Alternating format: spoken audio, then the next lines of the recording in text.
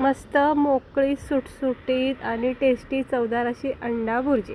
तर यासाठी बनवण्याला साहित्य खूप कमी आहे, लागणारा वेळसुद्धा कमी आहे, तर झटकीपट बनवायची अंडा भुर्जी। तर त्यासाठी इकडे मी 4 अंडे घेतले, तुम्ही आवडीनुसार कमी जास्त अंडे इकडे घेऊ शकता।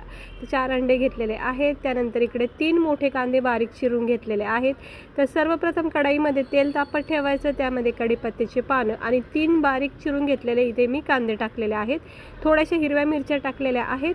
आता आपण याला थोडंसं असं चांगलं परतून घ्यायचं। ही अंडा चटणी तुम्ही लाल मसाल्याची सुद्धा करू शकता। टमाटर जर आवडत असेल अंड्याच्या चटणीमध्ये तर तुम्ही नक्की टाका, मला आवडत नाही म्हणून मी इथे टाकले नाही। त्यानंतर इकडे मी थोडीशी हळद, थोडा धना पावडर आणि थोडा गरम मसाला टाकते आणि चवीनुसार मीठ ह्या स्टेजवर टाकून घ्यायचं। म्हणजे काय होतं ना, अंड्याच्या चटणीला छानपैकी ते एकजीव होऊन जातं।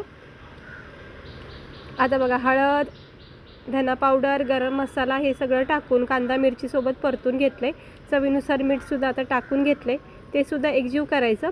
मग आपण जे अंडे घेतलेत ना ते एक एक करून असं अलगद याच्यामध्ये फोडायचं, म्हणजे का मिरची टमाट्यामध्ये फोडायचं, कांदा टमाट्यामध्ये फोडायचं आणि ह्याला चांगलं स्लो मीडियम गॅसमध्ये असं परतून घ्यायचं। एक 2-4 मिनटं तरी याला स्लो गॅसवर असं परतून घ्यायचं, जोपर्यंत छानपैकी हे अंडे असे शिजले जात नाहीत।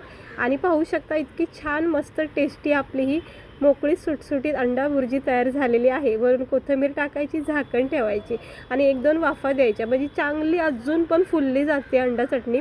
याला तुम्ही गरमागरम बटर पावसोबत सुद्धा खाऊ शकता, म्हणजे भुर्जी पावसुद्धा होतो आणि भाकरीसोबत, चपातीसोबत मस्त वाटते, टिफिनला सुद्धा नेऊ शकता।